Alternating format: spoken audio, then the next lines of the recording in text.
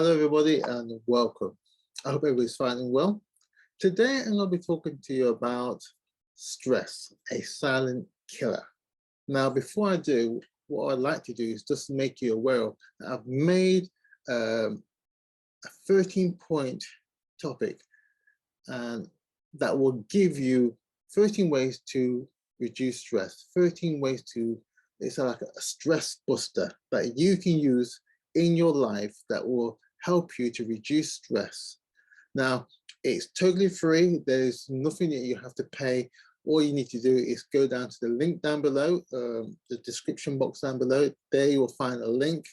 Click on it and it will just take you there and give you the information that you need.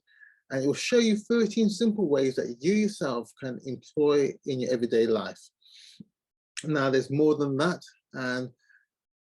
And if you come up with other things, but all it's there is to give you the opportunity to use some of these techniques that's available and help you in your life. So it's there, 13 ways that you can use to break 13 blockbusters ways to bust stress in your life. So it's there, click down below, it's there for you to use. Now, today, I'm just going to talk about stress, a silent killer. Now, it's interesting that stress is something that we live with every single day. It can be something that motivates us, or it can be something that can degrade the quality of our lives. Now, it's reported back in 2018 that the cost of stress to the US economy alone was $300 billion every year, according to an article in Healthline, written by Gillian Mahoney.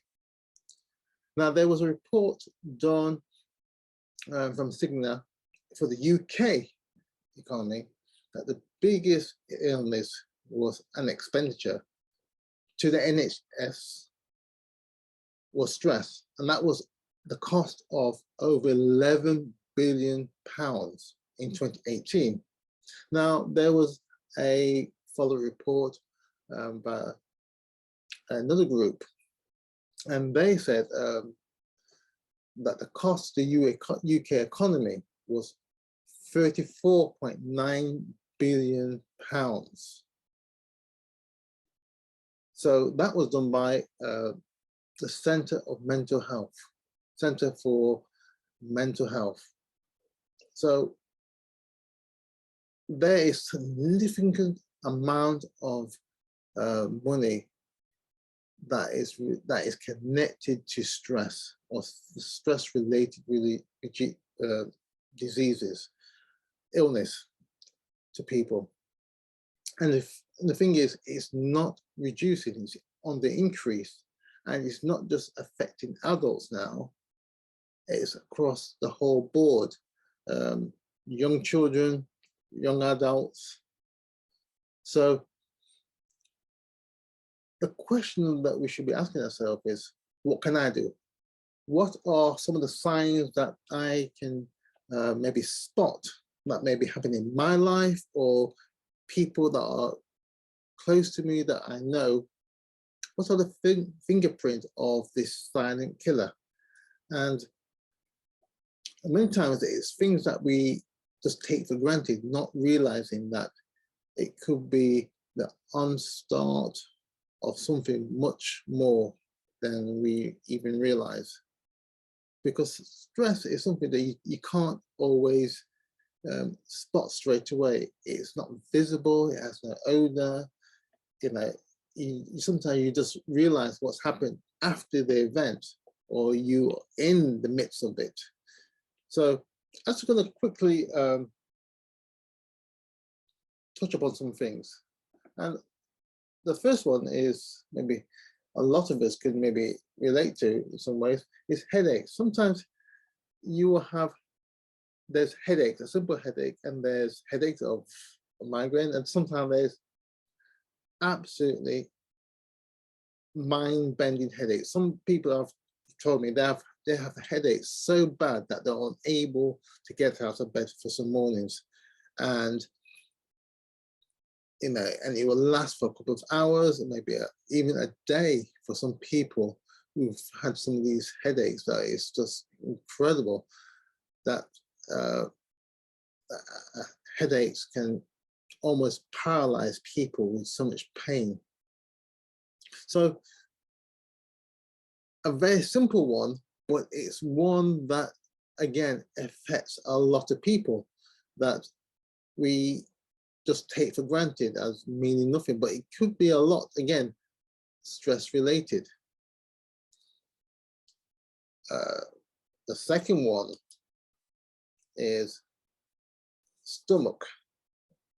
Lots of people have stomach pains, you know, and again, and some ways that we can relate to this one is sometimes you hear the term like, my stomach's in a knot, tied up in a knot, you know, again, because you may be going to a stressful situation and your stomach is all cramped up, tied up, really stressed up, and it feels like as if it's in a knot, you know, you are unable to eat or drink because you're so stressed up within your stomach itself. You're virtually almost shut down, able to do anything at all. So I think that's another way we need to be aware of. Again, that could be, again, stress related one. The stomach being tied up, digestive problems, you're not able to eat or keep things down, or not able to digest your food properly. The next one is just chest pains. Again, you have maybe some chest pains, your chest is starting to hurt you, your heart is racing, you know, you're not breathing properly, you feel this sharp stabbing pain in your chest or across your chest. Again, it could be, again, warning signs that something is not quite right. So these are just things I'm just highlighting to you. And again, it's always important, again, if you have anything that you think that is not quite right with yourself, seek out medical advice. And I think that's one of the things that we tend not to. We tend to ignore it, thinking, oh, I'll get around to it later on. But when it comes to your health or your mental health, we need to seek out those people who are able to help us come through it. And so, you know, it's coming more and more, less of a stigma now to seek out help on these things. But the stress thing, you're getting the chest pains, your heart is racing, you're having difficult breathing, go and check it out. Don't delay, go and get something checked out. Go to your doctors, you know, don't delay on these things. And all these 8 points here, go and check it out. You know, don't, you know, fool around with your life or other people's life that you know who maybe have some of these symptoms. Another thing here is, fourth point, not sleeping well.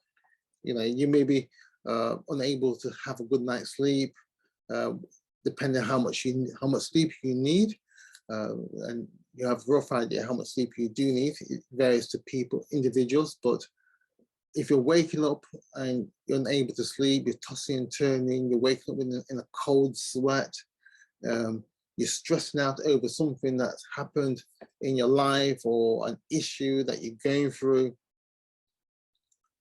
that, again, is telltale signs that you're under stress of some sort or another. So again, don't delay, don't try and sweep it under the carpet, but seek out professional advice in what to do, and you know, and how it can, how you can change your situation. You know, it's so important that you are prepared to get on and do something about it. Now, next one, shaking and having dizziness. You know, sometimes You may go into a environment or a situation, you're going to do a talk, presentation, you start to shake and uncontrollable at times, and you're not sure what to do or what to say, and you become lightheaded. There's the lightheadedness that comes upon you, and so you feel like as if you're almost going to pass out at times. You could be walking down the street, and for some reason you just feel dizzy, or you're talking to somebody or you see somebody and you start to shake uncontrollably. Again, it could be stress related. So again, don't keep quiet about it. Find somebody professional that can help you and talk you through the situation and find out what's happened.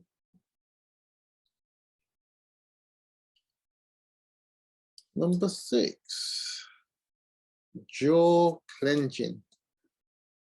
And maybe a lot of people could even relate to this one too. You know, you're seeing somebody that you dislike and you're clenching your jaw, you're grinding your teeth, your body is super tense, and your thoughts are racing like mad. So again, this one's a very pretty obvious one. You're very tense, you're very stressed out with who you're talking with or what you're going into, the environment that you're going into. So again, simple, go and seek out some advice, some medical advice, somebody that can move you through the situation, counseling, or whatever is you need to sort this situation out, because it's not doing you any good. So having your jaws clenched all the time, you're damaging your jaw, you're damaging your teeth, and you're putting extreme stress upon your body. Again, get help as soon as possible, I would suggest. Here's one that lots of people know but don't really talk about, is trouble having sex. If you're stressed out, you would not be able to have enjoy the sex. Making love, having sex with somebody, it's not going to be at its best, because you're going to be so stressed out thinking about the various situations that you're going through, how you're going to be sorting out this problem, that problem, what's the solution, and all of it takes a toll upon your body and your mind. And so when you come to have sex with somebody, with your partner, you're not going to be 100% there. And then when you're not performing as the way that you should do, or you know that you have done in the past, it stresses you out. You feel absolutely bad about yourself. You're thinking, what's wrong with me? Or what have I done? And if they are criticizing you too, then that makes it even more worse. So you feel double bad. So again, if you know you're not performing, if you know you're not at your best in having sex, get help. Don't start condemning yourself. Find out the reason why, and so you can enjoy it. Sex should be enjoyable, should be something pleasurable. That both of you are at your best, and it's something that is wonderful. So don't carry the stress into your lovemaking, because it will not be enjoyable for yourself. Get help. Get help. And the last one, number 8, work. And this one maybe is pretty obvious. If you're in an environment that is stressful, you may be discriminated. You may be held back in promotion.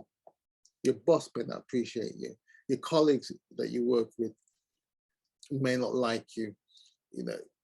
You hate traveling to work. The commute is just horrible. It could be various things. But if your work environment, the work that you do, is not enjoyable to you, or you're just doing it because you can do it. You have the technical know-how in doing the work, but you don't enjoy it. It's just a paycheck. It's going to cause you stress. You can be brilliant at it, but if it's not what you really like to do, enjoy, it will start to degrade the quality of your life and the work that you do. And eventually it will be noticed by your people around you, your colleagues, your peers that you work with, that your quality of work is not where it should be. And you need to go and find some help again. So stress, I call it, it's a silent killer. I mean, because it sneaks in behind so many different things, and it erodes the quality of people's lives. So this is just a quick talk and tour, just highlights, just to bring some things to your mind. As I said before at the beginning of this, I've created a 13-point stress buster package that will help you. It should be down in the description box. Click on that. It's totally free. There's nothing that you have to worry about paying anything. You know, it's just there to help you or the people that you may know. So I hope this has been of help to you. And until next time, take care now. Bye-bye.